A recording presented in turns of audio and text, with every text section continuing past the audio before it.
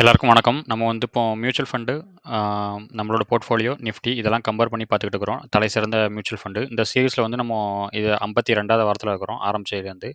December 15, 2024 ஆரம்பிச்சோம். இதில நம்ம என்னலாம் பார்க்க போறோம்னா, இந்த வாரம் என்னலாம் ஆயிருக்கு அப்படிங்கிறது, அப்புறம் நம்ம நிஃப்டியோட சார்ட் எப்படி இருக்க போகுது, அப்புறம் இருக்கு இந்த வாரமா, அப்புறம் இதோட டேபிள் மாரி எவ்வளோ பெர்ஃபார்மன்ஸ் பண்ணிட்டு இருக்குது அப்படின்னு சொல்லிட்டு, என்னலாம் ஸ்டாக் வச்சிருக்கிறோம், எதையாவது வித்துருக்கோமா இல்லையா அப்படிங்கிறத பார்த்துட்டு, அப்புறம் இண்டிவிஜுவலா என்ன சார்ட் ஏதாவது பிரேக் அவுட் ஆகிற மாதிரி இருக்கா ஸ்டாக்கு, எதுவும் பிரேக் அவுட் ஆயிருக்கா அப்படிங்கிறதையும், கடைசி இண்டெக்ஸ் என்னலாம் எவ்வளோ பர்சன்டேஜ் மேலே கீழே போயிருக்கு அப்படிங்கிறத நம்ம வந்து பார்த்துட்டு இந்த வீடியோ முடிக்க போகிறோம். இந்த வீடியோ கொஞ்சம் சின்னதாக தான் இருக்க போகுது இந்த வாரம்.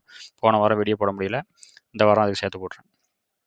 இப்போ இதில் எடுத்தோடனே இது வந்து பழைய இது எப்படி கம்பேர் பண்ணியிருக்கோம் அப்படிங்கிறத பார்க்கறதுக்காக இது இப்போ ஒரு கிட்டத்தட்ட மேலேருந்து நமக்கு வந்து பாசிட்டிவில் இருக்குது. அதிகபட்சமாக 17% கொஞ்சம் தூரம் போயிருக்குது. இப்போ நம்ம இருக்கக்கூடியது வந்து 16.18% வந்து நம்மளோட போர்ட்ஃபோலியோ இருக்குது.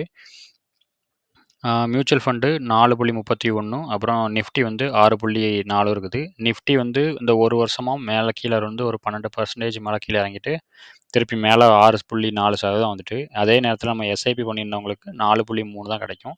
இது ஒரு மியூச்சுவல் ஃபண்ட் கிடையாது. 3 மியூச்சுவல் ஃபண்ட் எடுத்து நம்ம ஆவரேஜ் பண்ணிக்கிறோம். இது போக நம்ம நிறைய எல்லா மியூச்சுவல் ஃபண்டுமே நம்ம கம்பேர் பண்ணுறோம். அது மாதம் மாதம் நம்ம கம்பேர் பண்ணுறோம். அதை நம்ம வந்து பின்னாடி வரக்கூடிய இதில் பார்க்கலாம். இது வந்து எவ்வளோ லீடு நம்ம வச்சுருக்கோம் அப்படிங்கிறது. சில நேரங்களில் வந்து நம்ம அது மியூச்சுவல் ஃபண்டை விட கொஞ்சம் கீழேயும் பண்ணியிருக்கிறோம் ஆரம்ப கட்டத்தில். அதுக்கப்புறம் பார்த்தோம் அப்படின்னா 19வது வாரத்திலிருந்து பார்த்தோம் அப்படின்னா நல்ல லீடு தான் வச்சுக்கிறோம். இது வரைக்கும் வச்சையில் இப்போ வந்து அதிகமான லீடு வச்சுருக்கோம். 11.84% வச்சுக்கிறோம். இது வந்து இப்போ சார்ட்டை வந்து நம்ம பார்த்து இதோட கம்பாரிசன் பார்த்துட்டோம் பழையது. இப்போ வந்து நிஃப்டி வந்து இப்போ எப்படி வந்து நிற்கிது அப்படிங்கிறத வந்து சார்ட்டில் பார்த்துடலாம். இது அந்த வாரத்தில நம்ம வந்து நிற்கிறது. ஏற்கனவே நம்ம ஒரு பெரிய 1 வருஷமா கன்சாலிடேட் ஆனதுலேருந்து ஒரு ப பிரேக் அவுட் ஆகி அங்கே வந்து ரீட்ரேஸ்மெண்ட்டும் ஆகி போய்கிட்டு இருக்குது. இப்போ வந்து ஒரு நல்ல நிலைமையில இருக்குது. இதுக்கப்புறமும் திருப்பி வந்து அது வெளியே போகும்போது அது வந்து இன்னும் பயங்கரமாக மேலே போகும். இது வந்து 1 நாள் 2 நாள் கதை கிடையாது. அடுத்த சில மாதங்களுக்கு நான் சொல்லுதேன். அதுக்காண்டி அடுத்த வாரமே எதிர்பார்த்துட்டு இருக்காதீங்க. இது வந்து performance table, overall performance, weekly performance இதில் வந்து நம்ம போர்ட்ஃபோலியோ மியூச்சுவல் ஃபண்ட் நிஃப்டி 50 இருக்கும். அதுக்கப்புறம் வாரத்தில் இந்த வாரத்தில் எவ்வளோ இதாயிருக்கு அப்படிங்கிறத நம்ம வந்து சேஞ்ச் ஆயிருக்குங்கிறத நம்ம இதில் பார்ப்போம். இதில் பார்த்தா நம்ம அப்போ பார்த்த 16.18, 4.34ங்கிறது மியூச்சுவல் ஃபண்டு, 6.4 நிஃப்டி வந்து நம்ம ஆரம்பிச்ச தேதியிலேருந்து ஒரு 6%, 6.5% ஏறி இருக்குது.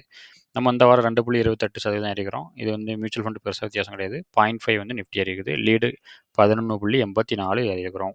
இந்த குட்டி டேபிள் என்ன நம்ம சொல்லுது அப்படின்னு பார்த்தோம் அப்படின்னா, ஒரு ஆள் வந்து இந்த மியூச்சுவல் ஃபண்டில் நம்ம வந்து போட்டுக்கிட்டு இருக்கிறோம்ல, இதேமாரி போட்டிருந்ததுக்கும் அதுக்கு பதிலா நம்மள மாரி போர்ட்ஃபோலியோ போட்டு போட்டிருந்தோம் அப்படின்னாங்க, அதுக்கு வந்து 11.84% வித்தியாசம் வந்திருக்கும். அப்படின்னா என்னன்னா, மியூச்சுவல் ஃபண்டை விட ரூ. 1,00,00,000 வச்சிருக்கக்கூடியவங்களோட போர்ட்ஃபோலியோ வந்து ரூ. 12,00,000 அதிகமா கிடைச்சிருக்கும் அப்படிங்கிறத சொல்லுவாங்க. 12,00,000 வெறும் 12 மாசத்துல. 1,00,00,000ங்கிறது பெரிய போர்ட்ஃபோலியோ கிடையாது. நம்ம வந்து அத தான் பில்ட் பண்ணியிருக்கிறோம். நம்ம வந்து வீடியோல அதுவும் தனியா பண்ணியிருக்கிறோம். பார்ப்போம். அப்புறம் இது வந்து இதுக்கு முன்னாடி பண்ணது. ஓவராலா எவ்வளோ ஃபண்ட் இருக்குது. அதில நம்ம எதெல்லாம் வந்து நம்மளோட பெட்டரா பெர்ஃபார்ம் பண்ணியிருக்கு அப்படின்னு சொல்லி கம்பேர் பண்ணோம். நம்ம இது புது டேட்டா கிடையாது. நம்ம இந்த அடுத்த வாரம் இல்ல அதுக்கு அடுத்த வாரம் நம்ம வந்து இத அப்டேட் பண்ணுவோம். அப்போ வந்து நம்ம உங்களுக்கு காட்டுதேன். இப்போ என்ன இதாயிருக்கு அப்படிங்கிறத. இது வந்து 52வது வாரம். இது கொஞ்சம் இன்னும் டீட்டெயிலா இருக்கக்கூடியது. நம்ம வச்சுக்கக்கூடிய ஸ்டாக்லாம் இதுதான். மேல இருக்க இந்த 3 தான் வந்து நம்ம மியூச்சுவல் ஃபண்டு. ஒரு மிட் கேப், ஒரு லார்ஜ் கேப், ஒரு ஸ்மால் கேப். அது நம்ம ஆரம்பிச்ச தேதியில வந்து 60%, 15%, 51% குடுத்துருந்துச்சு. இதோட ஸ்கிரீன்ஷாட்லாம் நம்ம நிறைய வீடியோல மேல காமிச்சிருக்கிறேன். நம்ம கீழ போலாம். இது வந்து மியூச்சுவல் ஃபண்டோட ஸ்கிரீன்ஷாட்டு. இதில ஒண்ணு சொல்ல வேண்டியது இருக்குது. இதில பார்த்தீங்கன்னா, கோல்டு, சில்வர் நம்ம முன்னாடியே ஒரு நாள் சொன்னேன். எனக்கு 100%லாம் வந்துச்சு அப்படின்னு சொல்லிட்டு. அதேமாரி இப்போ பார்த்தீங்கன்னா, சில்வர் நம்ம வாங்கினதுலேருந்து 100% ஆகப்போகுது. அப்புறம் இது டாடா மோட்டார். இது வந்து கொஞ்சம் இந்த டிமெர்ஜர் பண்ணனால இது கமர்ஷியல் அதிகமாகவும், பேசஞ்சர் குறைவாகவும் காட்டுது. அதனால அத விட்டுருங்க. அப்புறம் டிசிஎஸ், ஹெச்சிஎல், பாலிசி பஜார் இதெல்லாம் வந்து நல்லா பண்ணியிருக்குது. இதோட சார்ட்ட நம்ம இப்போ காட்டுதேன். அது எப்படி இருக்குது அப்படிங்கிறத. இது ரொம்ப நாளா நம்ம வெயிட் பண்ணிட்டு இருந்தது. இன்னொன்னு ஃப்ளோரோ கெமிக்கல் வந்து எதிர்பார்த்துட்டே இருக்கிறேன். இன்ன வரைக்கும் நடக்கல. அது வந்து கொஞ்சம் ஹை பிஇ ஸ்டாக் வேற. ஒரு மூவ்மெண்ட்டே வந்து குடுக்கல இன்னும். என்ன நடக்குன்னு நம்ம அடுத்த வாரம் பார்க்கலாம். ஏதாவது பொசிஷன் க்ளோஸ் பண்ணியிருக்கானான்னு கேட்டனா, எதுவும் க்ளோஸ் பண்ணல. அடுத்தது சார்ட் பார்த்துடலாம். இது அல்கம். இது ஏற்கனவே நம்ம முன்னாடியே க்ளோஸ் பண்ணோம். இங்கனக்குள்ளேயே வச்சு க்ளோஸ் பண்ணிட்டோம். கன்சாலிடேட் வந்து கீழ பக்கம் ஆகும்னு நெனச்சோம். ஆனா, அது மேல பக்கம் தான் கன்சாலிடேஷன் ஆகிட்டு இருக்குது. அப்படி பார்த்தாலும் நம்ம கூட ஒரு 5லேருந்து 10% கிடைச்சிருக்கும். ஆனா, நம்ம முன்னாடியே க்ளோஸ் பண்ணிட்டோம். எஸ்கார்ட் மேலேயும் நம்ம க்ளோஸ் பண்ணோம். அது இன்னமும் கன்சால்ட் ஆயிட்டு இருக்குது. இப்போ இந்த வாரம் வந்து பெரிய ஒரு சோப் முழுத்திரி அடிச்சிருக்குது. இப்போ பாலிசி பஜார் நம்ம ரொம்ப நாளாவே நம்ம வச்சிருந்து அது கன்சால்ட் ஆயிட்டு இருந்துச்சு. இப்போ அது வந்து பிரேக் அவுட் ஆகப்போகுது. ஆ அடுத்த வாரம் எனக்கு தெரிஞ்சு இன்னும் நல்லாயிருக்கும். அதுக்கப்புறம் வந்து சைட்ல கன்சாலிடேட் ஆக போதா, மேல கன்சாலிடேட் ஆக போதா நமக்கு தெரியல. ஆனா அடுத்த வாரம் எனக்கு தெரிஞ்சு அதிகபட்சம் நல்லா பண்ணதுக்கான வாய்ப்புகள் அதிகம். இப்கா லேப் நம்ம ராக்கெட் போடுற மாரி ரெடியா இருக்காங்க.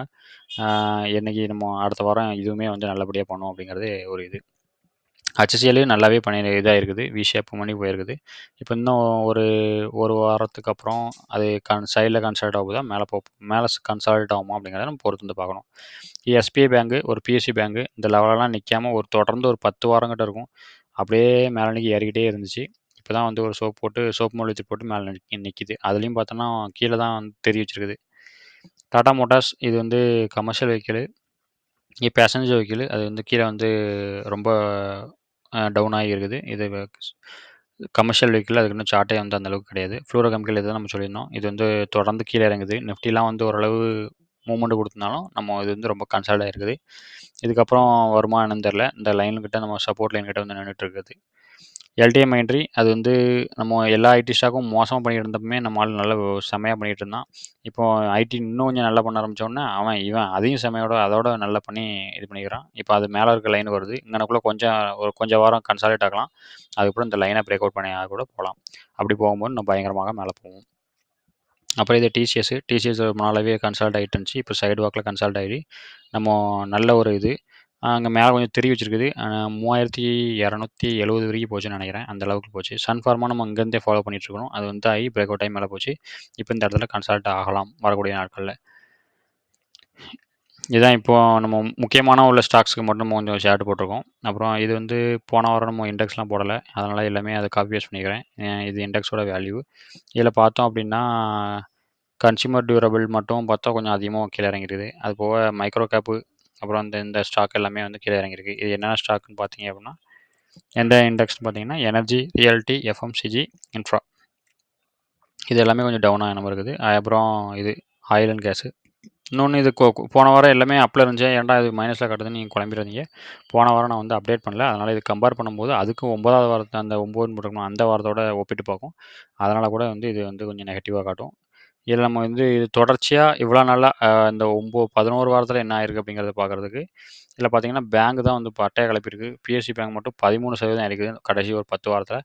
அப்புறம் ப்ரைவேட் பேங்க் நிஃப்டி எல்லாமே 7% இருக்குது. இதுக்கு அடுத்தால பார்த்தா ஐடி 5.8% இருக்குது.